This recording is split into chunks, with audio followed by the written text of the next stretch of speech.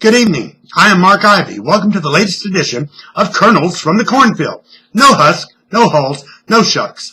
News with a dash of commentary to spice up your fare for the week of Monday, May 12th through Friday, May 16th, 2014. Due to various health concerns, Kernels has been dark for the past few weeks. I'm hoping come Monday, May 19th, to return to my daily routine roundup of current events and news in the headlines, along with my own perspective thrown into the mix. Crisis in the Ukraine. Following what is considered by most in the West as a fraudulent referendum to secede and join Russia in some areas of eastern Ukraine, the crisis remains at loggerheads. Russian troops remain on the border, threatening to invade and annex the pro-Russian portions of the country, while the national government in Kiev continues to prepare for a vote for a new government on May 25th. Meanwhile, the U.S. and European Union have thrown on more sanctions on Russian individuals and a couple of small companies, hoping to deter Russian President Vladimir Putin's rush to reconquer territory lost and return to the glory days of the old Soviet Union. This is not going to happen. Southern California burning. Southern California is on fire, with 5 major outbreaks still out of control. Thousands have been displaced from their homes. One young man has been arrested and charged with arson. Hope springs for the weekend when the Santa Ana winds give way to breezes blowing off the Pacific, bringing in more moisture to the air. The extreme drought conditions and high temperatures remain in a sore spot, ready to erupt into more wildfires.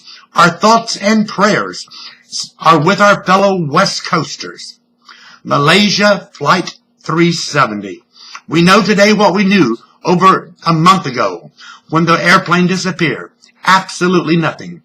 Questions continue to swirl over whether the search is in the wrong place and whether the Malaysian government is trying to hide something from the families of the missing passengers and crew. The Equality March. More and more judges keep striking down state bans on equality for all couples wishing to be legal in the eyes of the law. Arkansas, a bastion of the Bible Belt, is the latest state to see a judge declare that a ban on same-gender marriage unconstitutional. Even here in the Cornfield, Indiana has been ordered to recognize the marriage of a lesbian couple who wed in another state where the marriage is legal. Idaho is the most recent state to be told it is discriminating against gay and lesbian couples seeking legal recognition of their long-term relationships. What I once thought was decades away is gaining traction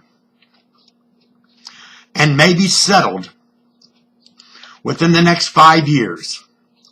If the current trend continues, and if as expected federal appeals courts concur, expect to see the Supreme Court giving its blessing to the legal recognition of same-gender unions sooner than later. Scandal at the VA. CNN has revealed that 40 veterans died while waiting for treatment by the Veterans Administration Hospital in Phoenix, Arizona. The network has unearthed a common pattern at other VA hospitals of veterans being placed on secret waiting lists, hiding the real wait time for care. This is not right and borders on the criminal. I concur with the Cornfield's own senior senator, Dan Coates, who wrote to his constituents, "As a veteran, I firmly believe our country has a duty to honor and support those who have sacrificed to protect and defend our country. Some issues rise above politics, and the care of our veterans tops the list." The reports out of Phoenix and other Department of Veterans Affairs VA facilities are shocking, outrageous, and completely unacceptable. Once all the facts are gathered, sweeping changes must be made at the agency. Right now, the credibility of the entire VA health and benefit system is on the line, along with addressing allegations of abuse. The excessive delays at VA facilities, including those faced by many Hoosiers, must be eliminated. While resignations from top leadership may be necessary, the real problem facing the VA is a culture of mismanagement and indifference to the needs of veterans. The VA must refocus and reorganize to ensure that Americans' veterans are receiving the care and support they deserve.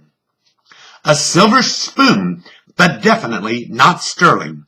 Embattled Los Angeles Clippers owner Donald Sterling just doesn't know when to keep his mouth shut.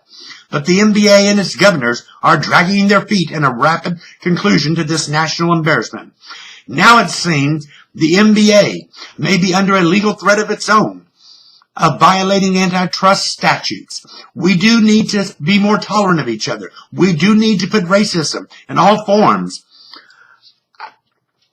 of bigotry in a hole and buried. Sadly, ignorance continues to run rampant in far too many humans and passed on through the gene pool. Here's hoping this fire that has burned for too long is either soon extinguished or contained and put out of sight. Remembering Ground Zero. On Thursday, May 15th, the 9/11 Memorial Museum was dedicated at Ground Zero in New York City. As I watched and listened to the well-executed and solemn ceremony, the memories of that fateful day, which changed life as we knew it more than a decade ago, came rushing through my mind. The horror of it all was as vivid as it was so many years ago, and seemed like it had happened just yesterday. You can catch my full reflection of the tragedy which lost more than 3,000 lives by reading Lest We Forget 9/11 at FromTheCornfield.com, blog1.php, lest-we-forget-9-12 at FromTheCornfield. HTTP, FromTheCornfield.com. Well, that's what caught my attention for the week of Monday, May 12th through Friday, May 16th, 2014. Tune in Monday, May 19th for another episode of Kernels from the Cornfield. I'm Mark Ivy. Good evening.